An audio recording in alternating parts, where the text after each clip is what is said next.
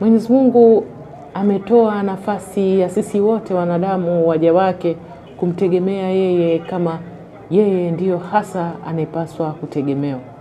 Lakini kuna jamaa ambao wao wanashindwa kuelewa maana halisi hasa ya kumtegemea Mwenyezi Mungu. Sasa yeye mtu atakaa chini, atajiuliza, atasema mimi nitamtegemeaje Mwenyezi Mungu? Je, nitaishije kama mtu ambaye anamtegemea Mwenyezi Mungu? Kumtegemea Mwenyezi Mungu kunaenda na machanganuo yafuatayo. Mathalani, maswahaba wa Bwana Mtume Muhammad sallallahu alaihi wasallam walimuuliza Bwana Mtume, je, nifunge ngamia yangu na kumtegemea Mwenyezi Mungu, au nimwache ngamia yangu alafu nimwachie Mwenyezi Mungu? Mtume wa Mwenyezi Mungu aliwaambia, funga ngamia yako kisha mtegemee Mwenyezi Mungu. Je, utakaaje wewe kama muumini ili uonekane kana kwamba wewe uko katika nafasi ya kumtegemea Mwenyezi Mungu? Ni kufanya mambo yako ambayo unapaswa kufanya ikiwa na imani kwamba Mwenyezi Mungu atakusaidia. Na mambo haya huwezi kuyafikia mwafaka ikiwa wewe hufanyi kama vile unaamini kama kuna mtu atakusaidia mwisho. Maana yake ni nini katika kumtegemea Mwenyezi Mungu? Ni kwamba ufanye majukumu yako kisha uachie kadari ya Mwenyezi Mungu. Sasa wakati unafanya majukumu yako na kuachia kadari ya Mwenyezi Mungu, usisahau kwamba inabidi utumie nguvu za ziada na nguvu ya hali ya juu katika kufanya mambo yako kisha mwachie Mwenyezi Mungu. Kumtegemea Mwenyezi Mungu ni kama mtoto, ni kama ndege. Unatoka unaenda kutafuta chakula kisha unamsubiria Mwenyezi Mungu akuruzuku. Sio wewe kukaa nyumbani alafu kwa kuamini kwamba kwa kukaa nyumbani Mwenyezi Mungu atakuletea ruzuku yako ya hiyo siku au ya siku yako maalum. Ni kufanya majukumu yako kisha kumwachia Mwenyezi Mungu yeye afikie mwafaka wake wa kukusaidia. Mathalani, mtoto mdogo kadari yake ni ya Mwenyezi Mungu, lakini msaada wake ni wa mamake. Yeye ataamka, atalia akisikia njaa, mamake atampa chakula, lakini yeye atafanya jitihada ya kulia kuonyesha kwamba yeye anasikia njaa.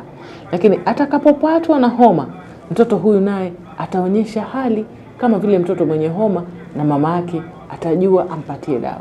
Utakapofanya wajibu wako na kisha kumwachia Mwenyezi Mungu wajibu wake afanye, ni rahisi zaidi kwako, kwa sababu Mwenyezi Mungu alisema, niiteni nami nitawajibu.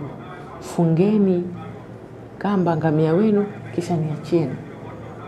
Na unapomtegemea Mwenyezi Mungu unashauriwa, na sisi pia tunakushauri uwe na imani kwamba baada ya wewe kufanya majukumu yako, jukumu la Mwenyezi Mungu lazima litatimia. Sasa katika kutimia jukumu la Mwenyezi Mungu katika maisha yako, si lazima litimie unavyotaka. Litatimia kama ambavyo Mwenyezi Mungu amekadiria. Basi wewe ufanye kisha umwachie Mwenyezi Mungu afanye sawa na makadirio yake, kwamba wewe kwa sababu umeshafanya na umeamua kumwachia Mwenyezi Mungu, basi mwachie kama ambaye unamwamini, kama ambaye mtoto animwamini mtoto mamake, kama ambavyo mtoto mchanga anatarajia maziwa kutoka kwa mamake. Utakapoamua kufanya majukumu yako kisha ukamtegemea Mungu, kabla ya kumtegemea Mungu hujaona mafanikio kwa kadri wewe unavyotaka, ukaamua kuchukua hatua kwa kadri wewe unavyoona inakupendeza, ni ngumu sana kwako kufikia mwafaka, kwa sababu hujamwacha Mwenyezi Mungu afanye majukumu yake. Je, mpaka sasa utakuwa umejifunza kuhusu fikra nzima hii ya kumtegemea Mwenyezi Mungu?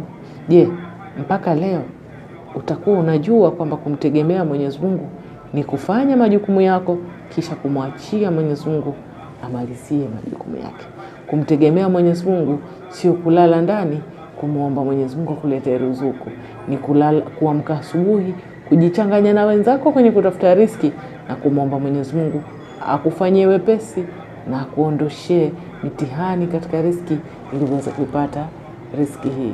Natumai mpaka sasa utakuwa umejifunza na umefahamu kumtegemea Mwenyezi Mungu una maana gani, kwamba ufanye kazi na kisha uache majala ya Mwenyezi Mungu. Shukrani sana na Mungu akubariki.